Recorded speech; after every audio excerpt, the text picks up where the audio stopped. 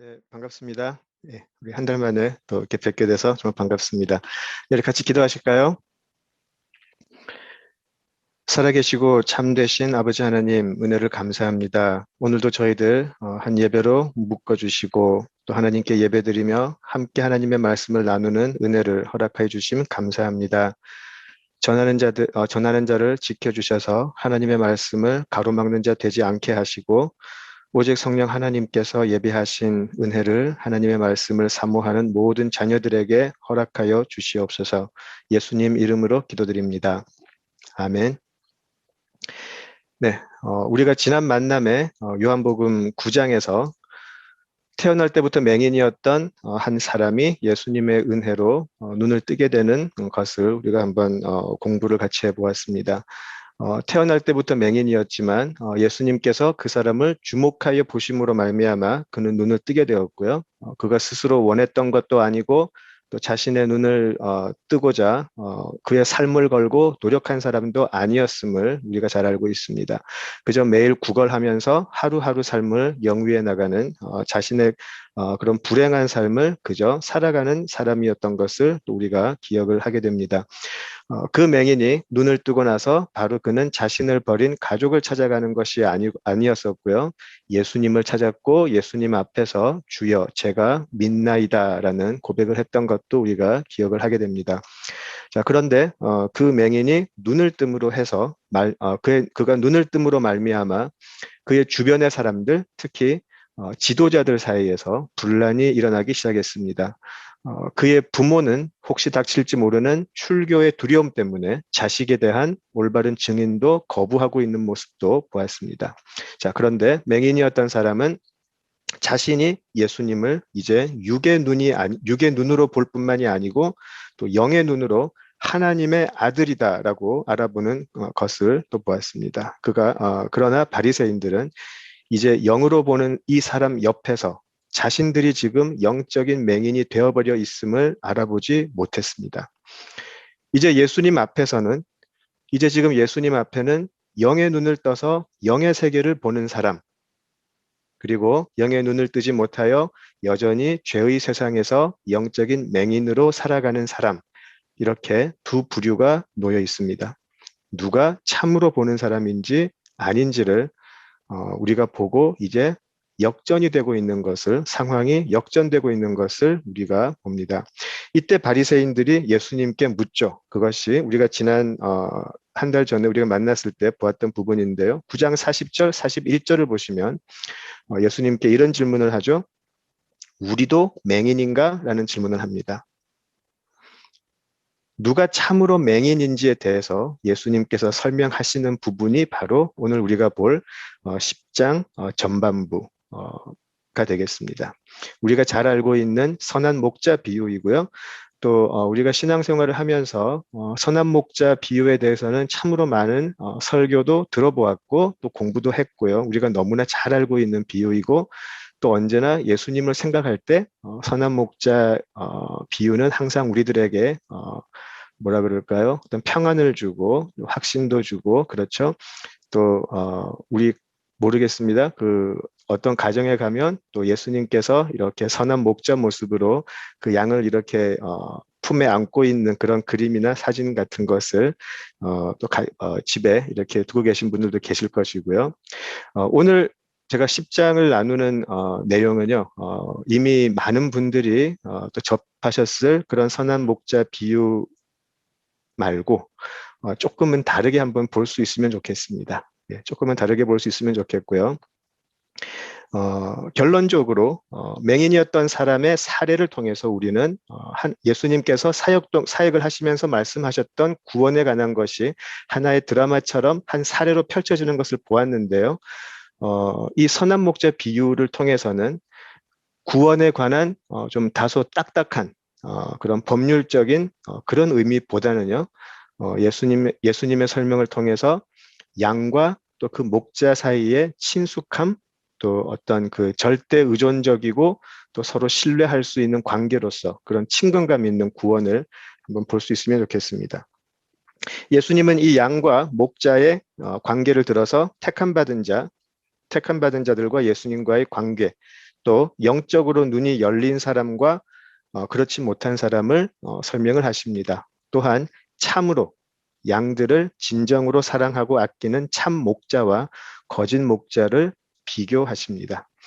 이제 우리가 방금 읽었던 오늘 본문 내용 선한 목자 비유는요. 이스라엘 사람들이라면 누구나 친숙하게 알고 있을 상황이었을 거예요. 누구나 친숙하게 알고 있었을 양과 목자의 비유입니다. 1절에서 6절을 보시면 양의 우리에 관한 비유이고요. 또 그 뜻을 이해하지 못하는 바리새인들에게 다시 예수님이 자신을 목자에 비유해서 다시 한번 말씀하신 것이 7절에서 18절이죠. 자, 구약과 신약을 통해서 이 양과 목자의 관계는 매우 자주 등장합니다. 우리가 성경 공부를 하다 보면 이 양과 목자의 관계에 대한 비유는 우리가 자주 볼 수가 있어요. 우리가 너무나 좋아하는 시편 23편도 하나님을 우리의 목자로 비유를 하고요. 또 우리는 그 속에서 안심하고 어떤 길도 같이 갈 수 있는 그런 목자를 신뢰하고 따르는 양으로 비유가 되어 있습니다. 뭐 굳이 우리가 일일이 찾지 않더라도요. 시편 여러 군데에서 이스라엘 민족은 양으로 표현이 되어 있고 하나님은 목자로 비유가 되어 있습니다. 또한 그것뿐만이 아니고 장차 오실 메시아를 예언을 할 때에도요. 목자와 또 양떼가 비유로 등장하죠. 이사야를 비롯해서 다른 선지자들을 통해서도 메시아를 앞으로 오실 메시아를 목자로 종종 표현하고는 했습니다. 또 신약에서도 가시면 히브리서 마지막에 보시면 히브리서 13장 20절을 보시면 예수님을 양들의 큰 목자이신 예수, 우리 주 예수라고 이야기하죠. 양들의 큰 목자이신 우리 주 예수라고 히브리서는 예수님을 이야기합니다. 또 예수님을 부인하고 도망갔던 베드로에게 예수님은 이런 부탁을 하시죠. 내 양을 치라라고 또 부탁을 하시기도 하고요. 이렇게 양과 목자는 이스라엘 사람들에게는 매우 친숙한 그림이고 또 매우 효과적인 비유로 사용되었다고 할 수가 있겠습니다. 우리는 이렇게 주일 학교나 성경 공부를 할 때 이 양의 특성에 대해서 많이 배웠어요. 그죠? 매우 겁이 많다고 알려져 있고요. 매우 겁이 많고 약하죠. 힘도 없고요. 온순한데 또 한편으로는 굉장히 고집스럽다고 알려져 있고요. 성격이 좀 까다롭다고 알고 있어요. 그리고 무엇보다 시력이 너무 나빠서 이렇게 아주 가까운 것 말고는 이렇게 잘 볼 수 없다는 것도 우리가 공부를 해봤습니다. 그래서 지금 예수님의 비유에서 양이 목자의 모습을 보고 따라가는 것이 아니고 그 음성을 듣고 따라간다라고 하는 그 사실은 이스라엘 사람이라면 양의 성품이나 양의 어떤 특징을 잘 알고 있는 이스라엘 사람이라면 굉장히 자연스럽게 들렸을 거예요. 모습을 보고 따라가는 것이 아니고 음성을 듣고 따라간다라는 것은요. 시력이 너무 좋지가 않아서 앞을 잘 볼 수가 없어서 조금만 멀리 있는 것도 볼 수 없어서 들리는 것으로만 판단할 수밖에 없는 앞에 있는 것을 볼 수가 없어서 듣는 것으로만 판단할 수밖에 없는 그 양의 모습은 바로 앞장에 있었던 맹인 이야기하고 좀 묘하게 겹치죠. 이사야서 53장 6절을 보시면 이런 말씀이 있어요. 메시아장으로 잘 알려져 있죠. 이사야서 53장 거기 6절을 보시면 우리는 다 양 같아서 그릇 행하여 각기 제 길로 갔거늘 여호와께서는 우리 모두의 죄악을 그에게 담당시키셨도다라는 말씀이 있어요. 우리 잘 알고 있죠? 양과 같은 우리는 앞이 잘 보이지가 않기 때문에 어디가 옳은 길인지 판단을 할 수가 없어요. 그러면서도 또 고집은 무지 세어서 그 길이 아닌데도 우리가 원하는 길로 가고 말죠. 예, 지금 웃으시는 분들은 그러신 걸로 알겠습니다. 예, 우리가 참 고집이 세요. 하나님 앞에서 우리가 볼 때 판단하고 우리가 좋은 길이 있는데 왜 그렇게 해주시지 않은지 늘 불평하게 되죠. 하나님께서 보여주시는 길이 바로 사는 길인데도 그 길로 가지 못하고 내 뜻이나 판단으로 그냥 우리 갈 길을 가버리죠. 판단할 능력도 없으면서. 그게 우리의 살아가는 모습이죠. 믿고 믿는 사람들, 믿지 않는 사람들이 같이 모여서 사는 이 세상의 모습이죠. 돈이 있어야 좀 가진 게 많아야 떵떵거리고 살 수 있기 때문에 온갖 방법을 동원해서 돈을 벌죠. 학벌이 좋아야 돈을 더 벌 수 있으니까 좋은 학교에 가려고 참 기가 막힌 일도 하죠. 서슴지 않고 하죠. 돈만 벌면 뭐 하나, 또 사회적 지위도 있어야지. 그렇게 해서 이제 교회 생활도 열심히 하고 집사, 뭐 장로 직분 받고 또 남들한테 이렇게 지는 거는 죽기보다 싫으니까 할 수 있는 모든 방법으로 외치죠. 나 잘 살고 있다라고 외치고 싶죠. 어, 요즘은 뭐 SNS 같은 걸 통해서 혹은 내가 가진 것, 내 몸을 치장하는 여러 가지를 통해서 나를 돋보이게 하는 여러 가지를 통해서 나 잘 살고 있음을 보여주려고 하죠. 나 잘 살고 있음을 증명하고 싶어 하죠. 자, 당장 판단하면 지금 보자면 우리 바로 눈앞에 있는 걸로만 보자면 참 잘 사는 것 같아요. 참 멋있게 사는 것 같고 참 재밌게 사는 것 같아요. 주변에 많은 사람들에게 보여주고 싶은 삶, 자랑하고 싶은 삶, 그리고 모두가 인정해주고 박수 쳐주고 싶은 삶을 살고 있는 것 같아요. 그런데 그런 삶의 끝에 무엇이 기다리고 있는지 또 우리는 잘 알고 있어요. 지금까지 내가 잘 살고 있다고 격려하고 박수 쳐주던 그 존재가 마지막 나에게 최고의 선물, 가장 마지막 선물로 안겨주는 것은 바로 사망이죠. 누구도 피해갈 수 없는 사망이 그 모든 일이 결국에 기다리고 있죠. 근데 그게 끝이 아니에요. 그 사망의 문을 열고 나가니 그 다음에는 사망보다 더 무서운 하나님의 심판이 기다리고 있어요. 잘 살고 있다고 나는 열심히 살고 있고 성실하게 살고 있다고 생각했던 모든 것이 순간이었고 찰나에 지나지 않았음을 그때서야 알게 되는 것이죠. 너무 늦게 알게 되는 것이죠. 시편 73편 17절에서는 이렇게 말을 합니다. 내가 하나님의 성소에 들어갈 때에야 그들의 종말을 알았다라고 이야기를 해요. 도저히 이해 못하겠는데 내가 하나님의 성소에 들어갈 때에야 그들의 종말을 알게 되었다라고 이야기해요. 그런데 세상에서 정말 별 볼 일 없이 산다고 생각했던 사람들, 정말 세상에 있는지 없는지 아무 표시도 안 날 것 같은 그런 사람들이 사망의 문을 열고 하나님의 심판으로 가는 것이 아니고 하나님의 품 안으로 들어가는 것을 보게 됩니다. 하나님의 성소에 들어갈 때에. 그들은 하나님의 영이 그들에게 임해서 다른 사람들은 결코 들을 수 없었던 음성을 들었고 그 음성의 인도하심을 따라서 살아왔던 사람들이에요. 우리가 예배 시작하기 전에 나라는 나 가진 재물 없으나라는 찬양을 해주셨는데 바로 그 가사와 같은 것이죠. 남이 듣지 못한 음성을 듣게 된 것이죠. 그 사람들은. 어떻게 그 음성을 들을 수 있었을까요? 그들은 하나님의 영이 임하여 거듭난 사람들이었었죠. 남이 듣지 못한 음성을 들은 자들. 로마서 8장을 빌어서 말씀을 드리면 그들은 세상에서는 어떤 보호막도 없었죠. 부모의 재력이나 자신의 학벌도 재능도 그런 것도 없이 살던 사람이었는데 실상은 세상적으로 볼 때는 아무런 보호막 없이 살던 사람들이 실상은 하나님의 양자가 되어 하나님을 아빠, 아버지라고 부르던 사람들이었었어요. 그래서 그 사람들은 깨닫게 되죠. 나에게 잘 산다고 조금만 더 가면 더 잘 살 수 있다고 박수 쳐주고 또 나로 하여금 잘 살고 있다고 계속해서 속삭여준 존재는 사실은 나의 삶을 파멸로 이끌어가는 절도이자 강도였다는 것을 그때서야 알게 되죠.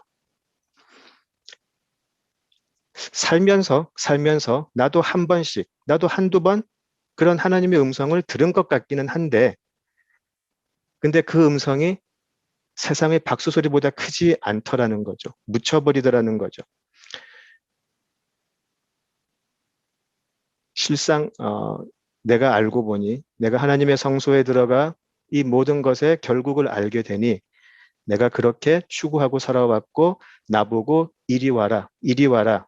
또 여기로 오면 조금 더 잘 살 수 있을 거야 라고 했던 그 음성을 주었던 존재는 나의 행복을 원했던 것이 아니고 나의 파멸을 원하고 그것으로 기뻐했다는 것을 그제서야 깨닫게 되죠.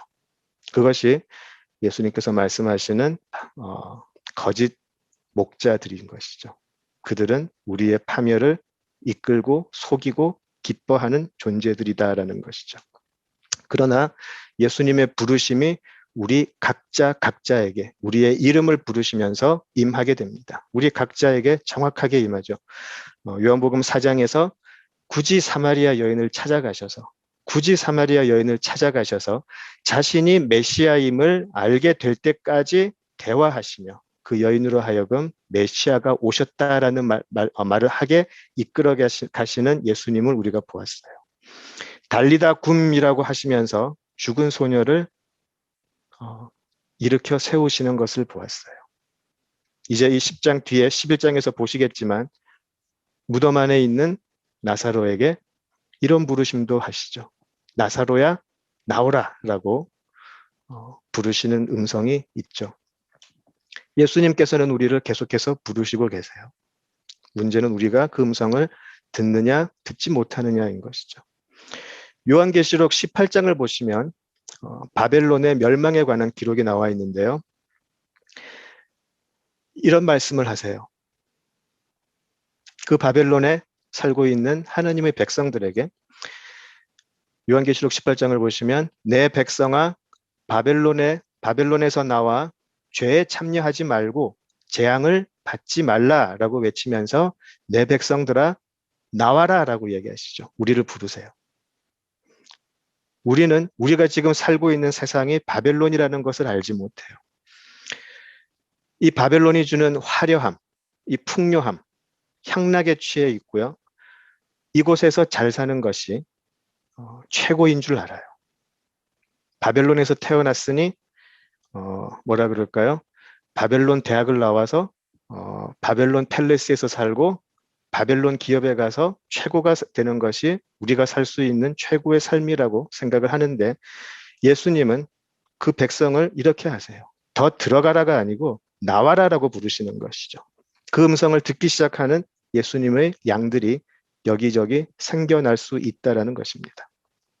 지금 우리가 살고 있는 이 시대와 얼마나 닮았는지 모르겠어요. 거기서 나오라라고 부르시는 그 목자의 음성을 맹인은 들었어요. 앞을 보지 못하는 맹인이 그 음성을 듣게 되었어요. 보지는 못했지만 듣게 되었어요. 그리고 그는 눈을 뜨게 되죠. 그러나 영적으로 깨어있다라고 자신했던 또 사람들의 인정했던 바리새인들은 그 음성을 듣지를 못했어요. 자신들이 구원의 길을 누구보다도 잘 가고 있다고 철석같이 믿고 있었고요. 자기들이 가는 그 길이 그릇된 길이고 잘못된 길이고 멸망의 길임을 알지 못하고 열심히 달려가고 있었어요. 그리고 사람들에게 우리를 본받아라라고 계속해서 이야기를 하고 있었어요. 그러니까 예수님은 그렇게 말씀하신 것이죠. 너희들은 그대로 내 음성을 듣지 못하고 죄의 길로 열심히 걸어가고 있으니까 죄가 너희들에게 그대로 있는 것이지. 너희들이 죄인인 것이 맞지? 라고 지금 바리새인들의 질문에 대답을 하고 계세요. 그들이 걷고 있는 그 길은 유일한 구원의 문을 향하는 것이 아니고 멸망을 향하고 있으니 예수님이 따로 말씀하시지 않아도 그들은 죄인이고 멸망으로 가고 있는 존재에 불과한 것이죠. 자, 이것을 눈을 떠서 목자를 알게 된 사람들은 목자의 음성을 듣고 바벨론을 떠나 그 목자의 품에 안기게 되지만 음성을 듣지 못하고 분별하지 못하는 자들은 바벨론이 망함으로 함께 망해버리게 되는 것이죠. 그 음성을 듣는 자들 바벨론에서 나오는 것만으로 끝나지 않죠. 이제 그 음성이 가자라고 하시면 같이 가고요. 여기서 멈추자라고 하면 또 멈추죠.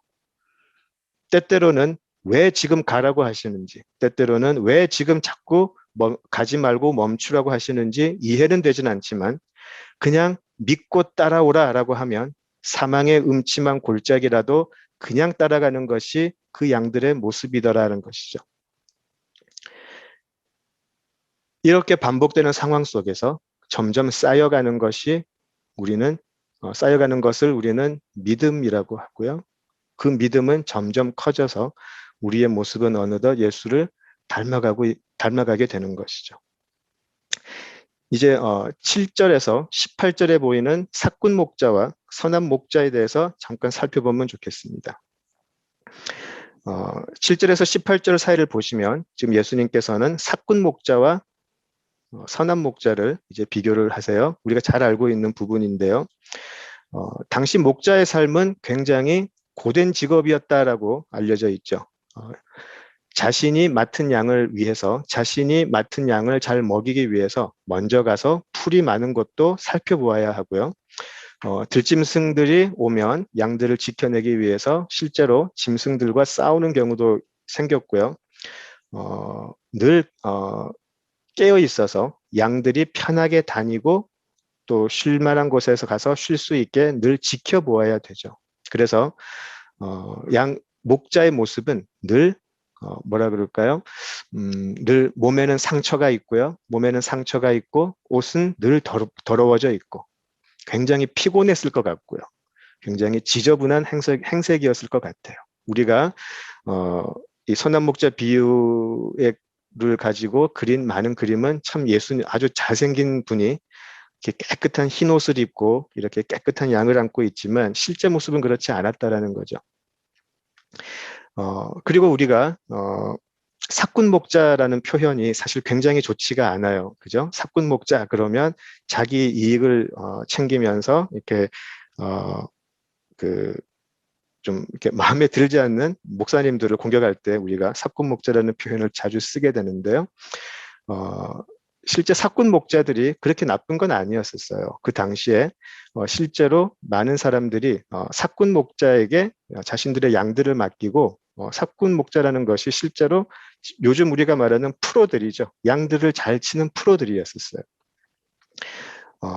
눈앞에 그 자신들에게 맡겨진 양들을 그날 잘 데리고 다니면서 먹이고 다시 주인에게 넘겨주고 거기에 대한 대가를 받는 거.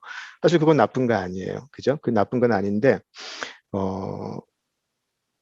이런 경우가 있죠. 늘 그 들짐승들이 이제 양들을 공격할 때가 있고 또 굉장히 많은 수의 양들을 치게 되면 때때로 한두 마리씩 도망가거나 그래가지고 잊어버릴 때가 있죠. 기록을 보면 실제로 주인들이 그것을 이해해 줬다 그래요. 그래서 내 양을 맡은 사람이지만 그 들짐승이 공격을 했다고 해서 목숨 걸고 지켜주는 거를 바라진 않았다는 거죠. 그래서 자신들의 양 중에서 뭐 한두 마리 정도 들짐승에게 잡혀가도 어느 정도는 주인들이 눈 감아줬다라는 것이죠.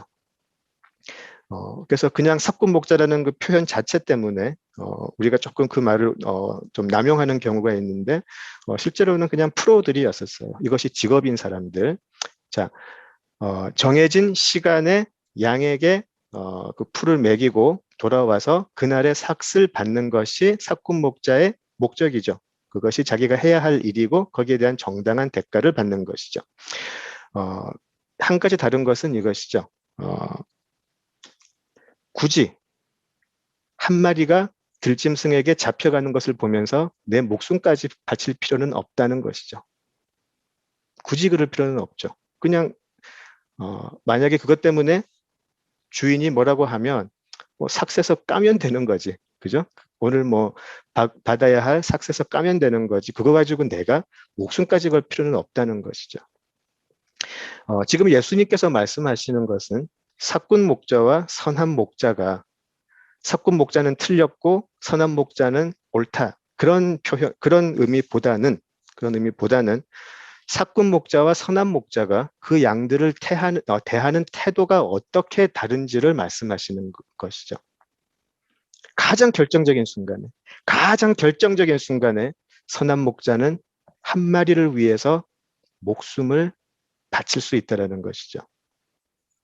결정적인 순간에 사꾼 목자는 그 양을 지키지 않아요. 어쩌면 한두 마리 잃어버리는 것은 필연적이다. 이건 어쩔 수 없다. 어떤 양을 쳐도 한두 마리 정도 잃어버리는 것은 어쩔 수 없지라고 말할 수 있는 게 사꾼 목자예요. 이 근본적인 태도의 차이, 그 태도의 차이가 예수님과 다른 그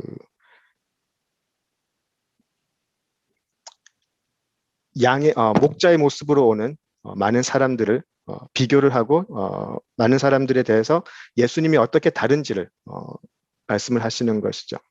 지금 예수님 앞에 있는 이 바리새인들도 이스라엘의 영적인 스승들이었고 지도자들이었어요. 모든 이스라엘 사람들이 우러러보는 사람들이죠. 늘 그 사람들의 말을 따르고 그 사람들의 지도를 따를 수밖에 없었죠. 그리고 그들의 삶도 철저하게 보였어요. 가르치는 것도 깊었지만 그들의 삶도 늘 그들의 가르치는 삶에 철저한 것처럼 보였어요. 그들의 생활 속에 배어 있는 것처럼 보였어요. 자, 그러나 그들의 마음에 가장 깊숙한 곳, 그들이 말하는 것, 그들이 사는 모든 행동이나 삶의 방식들이 철저하게 말씀에 근거한 것 같지만 사실은 하나님만 보실 수 있는 그들의 마음 깊숙한 곳에는 오히려 하나님의 아들, 그 인자가 보이지 않더라는 것이죠. 그들의 마음이 깊숙한 곳에는 물과 영으로 거듭난 새로운 사람이 있는 게 아니고 지금도 열심히 선악과를 따먹으면서 즐거워하는, 어쩌면 더 탐욕스럽고 더 욕심으로만 가득한 자아만이 가득 차 있다라는 것이죠. 예수님은 그것을 말씀하세요. 예수님은 그 거짓 목자이며 악한 목자인 바리새인과 종교 지도자들에게 그들의 정체를 그대로 드러내시고 계세요. 거짓 목자들은 처음부터 거짓으로 오질 않아요. 사꾼 목자들처럼 할 일을 다 하고요. 그들에게 주어진 책임을 다 하죠. 열심히 다 하죠. 그리고 그들이 하는 일에 능력도 있고 재주도 있고 또 연륜도 쌓여서 아주 잘 감당해요. 그러나 사꾼 목자들은 끝이 다르죠. 그들은 약속한 삭을 받으면 그것으로 만족하고 자기 집으로 돌아가죠. 중간에 한두 마리 끌려갔지만 어쩔 수 없는 것이고 오고 가면서 몇 마리 잃어버렸지만 그 정도는 충분히 이해할 수 있는 것이라 생각하고 삭을 받고 집에 가서 자죠. 그것으로 만족해요. 예수님께서는 바로 이 부분을 지적을 하시는 것이죠. 우리가 잘 알고 있는 마태복음 18장 12절에 나오는 잃은 양 한 마리의 비유가 바로 이것인 것이죠. 삭꾼 목자는 자신의 삭슬 받아서 집에 가서 마음 편하게 오늘 하루 돈 많이 벌었다 그러고 잘 수 있겠지만 선한 목자는 그것으로 만족하지 못한다라는 것이죠. 한 마리를 잃어버렸기 때문에 내 목숨을 걸고 다시 나가서 그 양을 찾는다라는 것이죠. 사꾼 목자가 나쁘다는 것이 아니에요. 문제는 언제 발생하냐면 이 사꾼 목자가 선한 목자 행세를 하기 시작할 때, 사꾼 목자가 자기 할 일을 하고 그 품상만 받아가면 되는데 자꾸 자신이 선한 목자인 듯이 행세를 하면서 선한 목자가 받아야 할 존경을 받으려고 하고 선한 목자의 영광을 자기가 받으려고 하고 자신이 받아야 할 삭을 훨씬 넘어서 훨씬 많은 부를 축적하려고 하고 그리고 제 개인적으로 생각할 때 가장 악한 경우 양들의 마음까지 지배하려고 하는 자리까지 갈 때 그때가 참으로 문제가 되는 것이죠. 그래서 예수님께서는 나의 양은 내 목소리를 안다라고 하시는 것 같아요. 진짜 예수님의 양들은 거기에 속지 않는다라는 것이죠. 악한 목자들, 사꾼 목자들 중에서도 악한 목자들은 마음속에 진짜 원하는 것을 숨기고 있어요. 무엇을 원할까요? 사람들이 자신을 좋은 목자라 인정해 주는 것을 받기 원해요. 사람들이 자신을 칭찬하고 존경해 주는 것. 사람들이 자신을 훌륭하게 봐주고 내 말을 따르는 것. 그래서 내가 데리고 있는 물이라 그럴까요? 그게 점점 커지는 것. 어제는 5집에서 나에게 양을 맡겼는데 내일은 한 10집, 15집에서 나에게 양을 맡기고 점점 세력을 불려가고 싶어하고 나를 존경해주고 훌륭하다고 박수 쳐주고, 그러다 보면 사람들은 자신들이 가진 것도 아낌없이 바치게 되죠. 심해지면 사건 목자를 우상 숭배하다시피 하는 것도 우리가 보죠. 이것이 당시 종교 지도자들의 모습이었고 지금도 주변에 만연한 악한 목자들의 모습이에요. 그러나 선한 목자는 잃은 양 한 마리 때문에 슬퍼하죠. 애통해하죠. 그리고 어떤 대가를 치르고서라도 반드시 찾아내어서 내 품 안으로 안고 돌아와야 해요. 바로 이 태도가 선한 목자와 악한 목자를 구별하게 되는 것이죠. 선한 목자의 초점은 오직 양들에게 가 있어요. 양들이 살아야 되니까. 양들이 더 풍성한 삶을 살아야 하는 것이 선한 목자의 모든 초점이었어요. 필요하다면, 이 양들이 더 풍성한 삶을 살기 위해 필요하다면 내 목숨까지 바친다라고 하는 것이 선한 목자라는 것이죠. 이게 어떻게 가능할까요? 이게 어떻게 가능할까요? 우리가 선한 목자 비유를 공부할 때 많이 간과하는 부분이에요. 많이 다루지 않는 부분이기도 한 것 같은데 우리 14절, 15절을 보실까요? 10장 14절, 15절 14절입니다. 나는 선한 목자라 나는 내 양을 알고 양도 나를 아는 것이 아버지께서 나를 아시고 내가 아버지를 아는 것 같으니 나는 양을 위하여 목숨을 버리노라.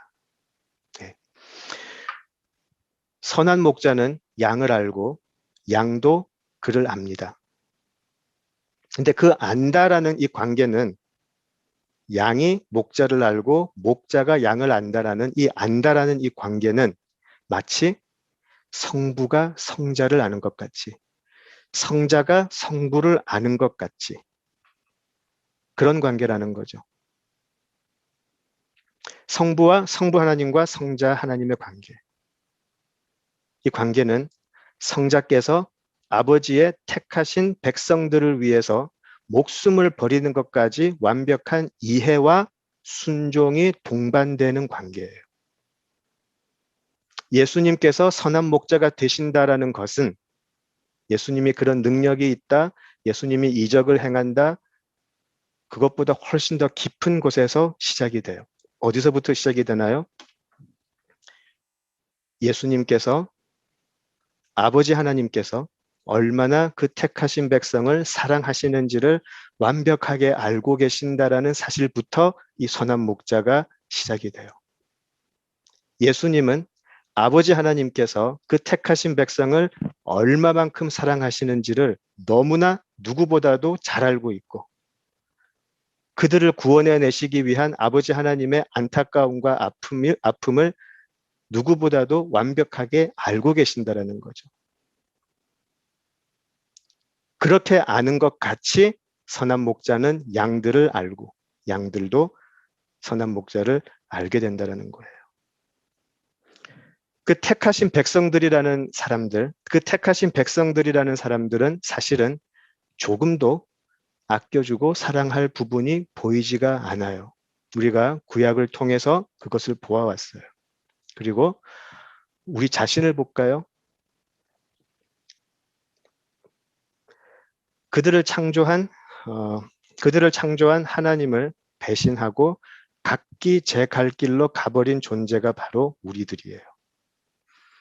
하나님 이름을 팔아서 자신들의 욕심을 챙기기에 급급한 그런 존재들이죠. 급기야 하나님께서 그렇게 주시는 너무나 귀한 약속들을 걷어차버리고 내가 생각하기에 옳은 길, 당장의 이익을 위해 온갖 방법을 동원해서 이루고자 하는 그런 존재들이죠. 더 이상 하나님의 법에 충실하기보다 세상의 법에 충실하게 살고 있는 우리들이에요. 그런 우리들에게 예수님은 뭐라고 그랬나요? 마귀의 자식들이라고 그러셨어요. 근데 그 마귀의 자식들 중에 하나님께서 택하신 사람들이 있더라는 것이죠. 하나님께서 사랑하셔서 반드시 구원해내고자 하시는 사람들이 있더라는 것이죠. 그들의 못남에도 불구하고 그들의 죄악에도 불구하고 하나님께서는 반드시 그들을 흑암의 세계에서 건져내려고 하세요. 그런데 방법이 없어요. 너무 타락해버렸기 때문에 방법이 없어요. 오직 단 하나의 방법은 그 하나님의 아들만이 그들의 대가를 치르고 그들을 불러 나올 수 있어요. 그 치러야 할 대가는 아들의 죽음인 것이죠. 자, 이 아들은 아버지를 잘 압니다. 그래서 그 아들은 아버지가 이렇게 이 못난 존재들을 사랑하시는 사랑이 어떤 사랑인지 잘 알고 있어요. 아버지가 그들을 사랑하시니 아들도 그들을 같은 마음으로 사랑합니다. 그리고 오직 자신만이 그들을 살릴 수 있기 때문에 아버지 옆에 자리를 버리고 흑암의 세계로 자신이 들어와 버리죠. 그리고 그 흑암의 세계에서 죽어버림으로 아버지께서 사랑하시는 이 못난 사람들을 살려내시게 되죠.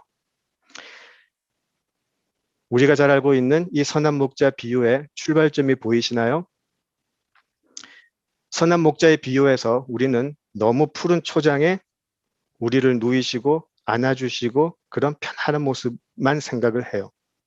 물론 틀린 것은 아니지만 그 선한 목자 비유는 성부 하나님과 성자 하나님의 그 둘 사이의 완벽한 사랑과 이해 그리고 순종에서 출발함을 잊지 않아야겠습니다. 성부와 성자의 이 연합이 바로 선한 목자 비유의 기초가 되는 것이죠.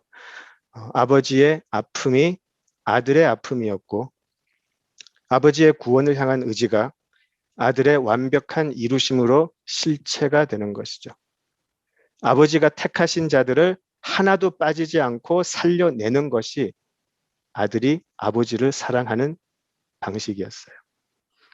아버지의 구원의 기쁨이 아들의 기쁨이기 때문에 그리고 아버지와 아들은 하나이기 때문이죠. 이 아버지와 아들의 놀라운 연합이 아들이 선한 목자가 되어서 그 양들을 목숨까지 버리며 살려내는 출발점이 되고 또 조건이 되고 결론이 되는 것이죠.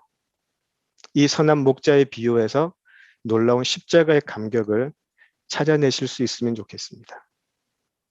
이 세상이 다인 줄 알고 이 세상이 다인 줄 알고 이 세상의 법을 따라서 이 세상의 풍속을 따라서 세상이 시키는 대로 그렇게 힘없이 살아가는 백성들을 보고 아파하고 또 아파하시는 아버지의 마음을 그 아들도 같은 아픔으로 견디고 있어요. 그 백성들을 얼마나 사랑하시는지는 오직 그 아들만이 알기 때문에 천사들도 이해하지 못하는 그 아픔을 아들은 너무나 잘 알고 있기 때문에 신명기 10장 15절에 이런 말씀이 있어요. 하늘과 모든 하늘의 땅과 모든 하늘의 하늘과 땅과 그 위의 만물은 본래 내 하나님 여호와께 속한 것이로되 여호와께서 오직 내 조상들을 기뻐하시고 그들을 사랑하사 그들의 후손인 너희를 만민 중에서 택하셨음이 오늘과 같으니라. 모든 하늘의 하늘, 땅을 지으신 하나님, 모든 창조의 주인이 되시는 하나님이 이 모든 창조물 속에 너희를 사랑하셨다. 거기서 너희를 사랑하셨다. 그리고 너희들의 자손을 사랑하셨다. 왜 사랑하셨을까요? 모르겠어요. 말 잘 듣는 존재들도 아니고 하나님이 시키는 항상 반대 길로만 가는 그런 존재들인데 하나님이 사랑하실 수 있는 이 천하 만물이 있는데 그것을 사랑하시기보다 네 조상들을 너희들을 그리고 너희 후손들을 사랑하신다라고 말씀을 하세요. 이 만물보다 더 기뻐하시는 그래서 그분의 온 심정으로 사랑하시는 그 택하신 백성들이 여기에 있어요. 하나님께서 반드시 구해내야 할 그 하나님의 자녀들. 하나님께서 어떠한 심정으로 어떠한 사랑으로 우리를 사랑하고 계신지 사실 우리는 잘 알지 못해요. 우리의 뜻이 이루어지지 않을 때 우리는 하나님을 원망하지만 실제로 우리는 거꾸로 하나님이 우리를 얼마나 사랑하시는지 우리는 알지 못해요. 여전히 우리는 예수님의 또 하나님의 하나님의 사랑의 넓이와 길이, 높이, 깊이가 어떤지 다 알지 못해요. 그것을 알아가는 과정이 우리 구원의 여정인 것이죠. 오직 아들만 우리를 향한 하나님의 사랑의 넓이, 길이, 높이와 깊이를 알고 계세요. 그것을 우리가 더 알게 될 때, 살면서 이런저런 일들을 통해서 더 알게 될 때 우리는 이전에는 몰랐던 감격을 누리게 되는 것이죠. 세상이 줄 수 없는 감격을 바로 거기서 찾아가는 것이죠. 내가 이렇게 어려웠지만 하나님의 은혜를 겪었다라고 이야기할 때, 이제서야 내가 하나님의 사랑을 조금 더 알게 되었다라고 할 때 우리는 조금 더 믿음이 쌓이게 되고 하나님의 은혜에 감격하게 되는 것이죠. 저는 그것이 우리가 인생을 잘 사는 것인지 아닌지 가늠하게 되는 것이라고 생각을 해요. 우리는 십자가의 사랑을 다 알지 못하죠. 예수님이 우리를 위해 십자가에 돌아가셨습니다라는 것을 앵무새처럼 이야기는 하지만 솔직히 예수님이 십자가가 그렇게 와닿지 않을 때가 사실은 더 많이 있어요. 저하고 성경 한 군데만 더 찾아보실까요? 에베소서 3장 한번 찾아보실까요? 에베소서 3장 14절에서 19절을 한번 같이 읽어보실까요? 에베소서 3장 14절에서 19절.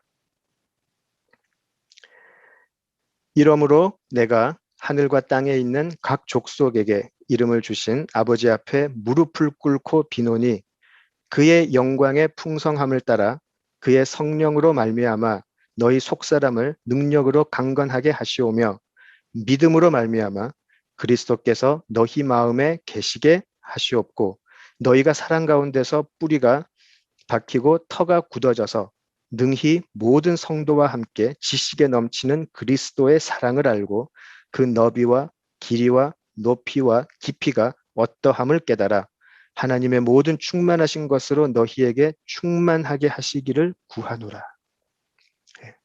바울은 바로 이것을 원했어요.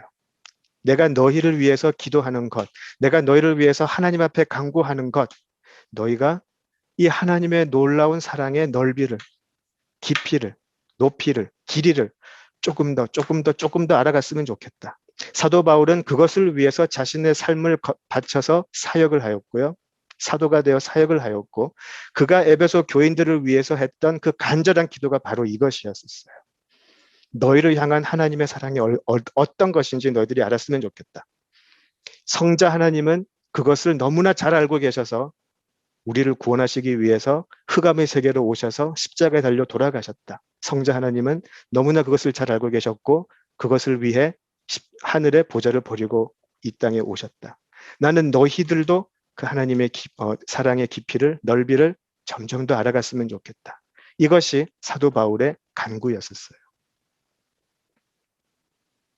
빌립보서 1장 8절에서 사도 바울은 이런 말을 해요. 자신이 하는 이런 기도, 이 다른 지역 교회의 교인들을 하는 교인들에게 하는 그 편지에서 자신은 내가 예수 그리스도의 심장으로 너희 무리를 얼마나 사랑하는지 하나님이 내 증인이다라는 표현을 해요. 내가 예수 그리스도의 심장으로.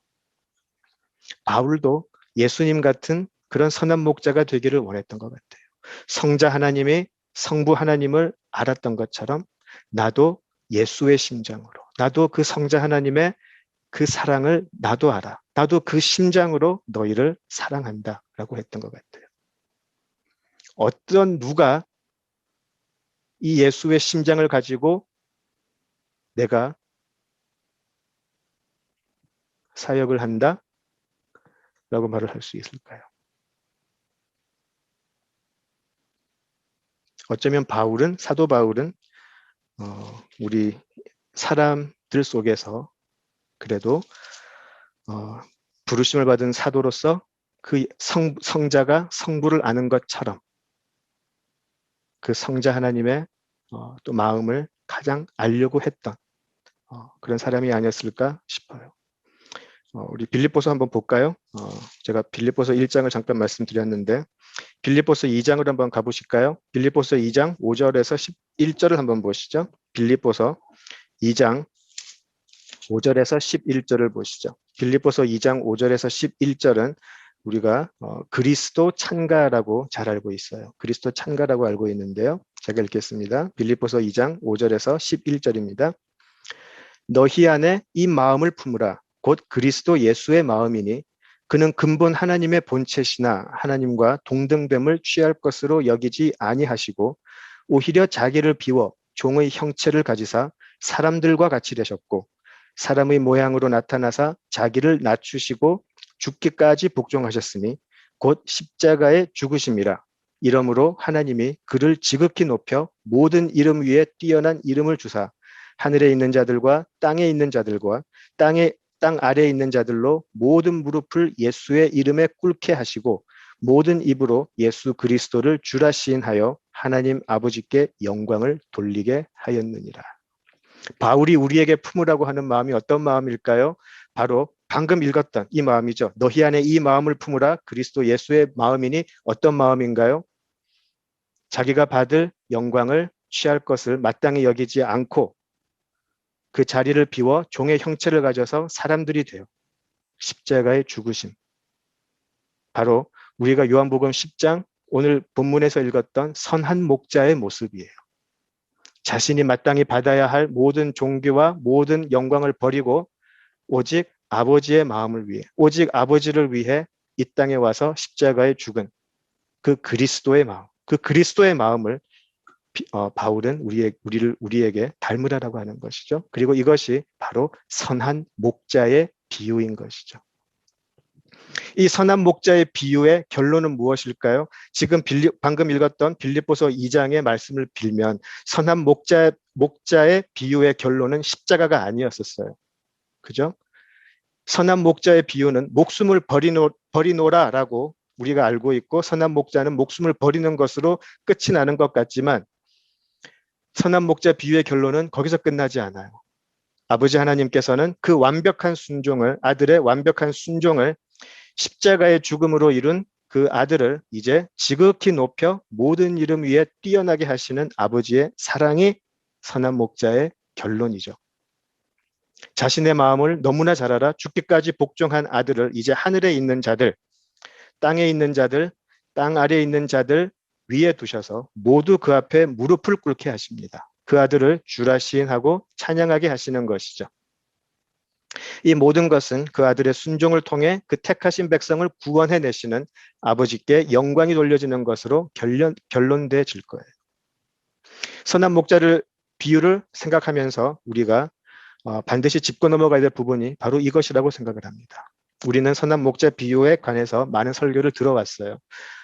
깨끗하게 멋있게 생긴 목자가 양을 아는 그 그림, 늘 연상하는 그림. 그러나 선한 목자는 결코 그렇지 않아요. 선한 목자는 결코 그렇게 깨끗하고 멋있는 모습으로 서 있지가 않아요. 살이 찢기고 고통 속에 있는 목자죠. 피범벅이 되어 있죠. 급기야 아버지께서 택하신 양들을 한 마리도 놓치지 않고 지켜내기 위해서 마침내 십자가에서 피 흘리고 온몸이 찢기며 목숨을 버려버리죠. 그것이 선한 목자의 모습이에요. 그래야만 아버지께서 그렇게 사랑하시는 그 택하신 자녀들을 살려낼 수 있기 때문에 요한복음 3장에서 말씀하신 것처럼 인자가 높이 들리워야 구원이 이루어질 수 있기 때문에 그 길을 택하시는 것이죠. 인자이신 예수께서 하나님과 동일하신 분이 아들의 모습으로 이 인간의 모습으로 오셔서 선한 목자가 되어 우리를 위해 죽으심으로만 가능한 사실입니다. 오직 예수만이 아버지의 심정을 완벽하게 알고 오직 예수만이 아버지의 긍휼과 사랑을 완벽하게 알기 때문에 오직 그분만이 구원의 사역을 완벽하게 이루어 내실 수 있기 때문에 그래서 아버지 하나님께서는 우리에게 오직 예수님만을 선한 목자로 주셨어요. 석가를 우리에게 선한 목자로 주시지도 않았고 공자를 우리에게 선한 목자로 주시지도 않았어요. 어떠한 철학이나 어떠한 학식도 우리에게 선한 목자로 다가오지 않았어요. 어떤 대형 교회의 목사도 아니고요. 놀라운 학식의 신학자들도 아니에요.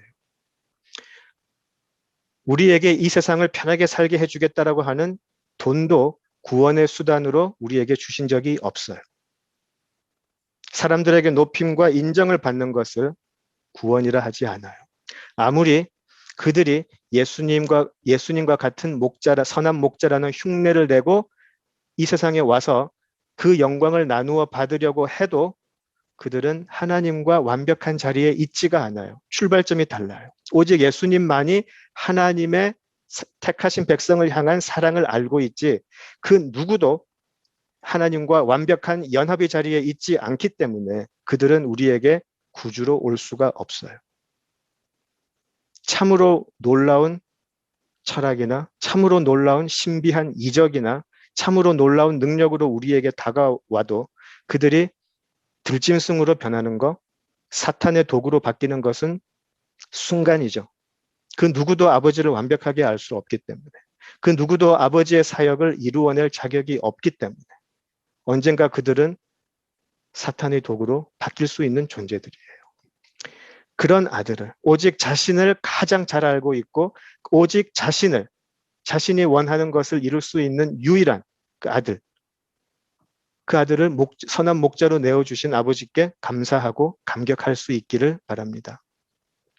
예수를, 하나님의 아들을 우리에게 목자로 주심을 감사하기를 바랍니다. 그러지 않았다면 우리는 우리 구원을 위해서 우리가 살 길을 찾아가야 돼요. 그 어떠한 것도, 세상의 어떠한 것도 우리의 공로 없이는 구원을 약속할 수 없기 때문이죠. 우리는 무엇인가 지금 찾아가야 돼요. 우리 모두에게 참 목자의 음성을 알아들을 수 있는 거듭남의 은혜와 기쁨이 임하기를 진심으로 바랍니다. 그리고 그 목자의 음성에 기쁨으로 순종하여서 사망의 음침한 골짜기라도 따라갈 수 있는 그런 믿음의 사람들이 되기를 바랍니다. 그리고 마침내 그 사망의 음침한 골짜기를 다 건너간 후에 주여 내 잔이 넘치나이다 라고 고백할 수 있는 어린 양의 잔치에 참여하는 저와 또 여러분이 되기를 기원합니다. 기도하실까요? 아버지 하나님, 은혜를 감사합니다. 세상에 그 누구도 아닌 바로 삼위일체 성자 하나님을 우리에게 선한 목자로 주시고 우리를 대신하여 죽게 하신 아버지 하나님 은혜를 감사합니다. 우리로 하여금 그 선한 목자의 음성을 듣게 하시고 그 선한 목자의 음성을 따라 우리의 평생을 갈 수 있게 하여 주시옵소서. 우리에게 더 음성을 명확하게 들을 수 있고 그 음성을 따라갈 수 있는 믿음을 허락하여 주시옵소서. 그리고 감사드립니다. 예수님 이름으로 기도드립니다.